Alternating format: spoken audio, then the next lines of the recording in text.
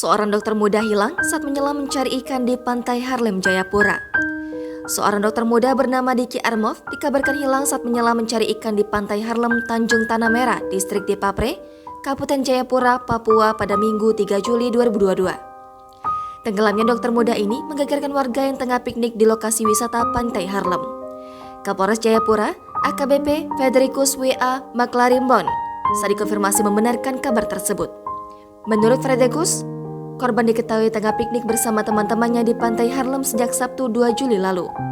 Korban kemudian dikabarkan hilang saat menyelam pada hari Minggu bersama seorang temannya. Frederikus mengatakan, saksi hanya mendapati pelampung dan senapan ikan dalam keadaan terpisah. Saksi sempat berupaya menyelam untuk mencari korban namun tidak menemukannya.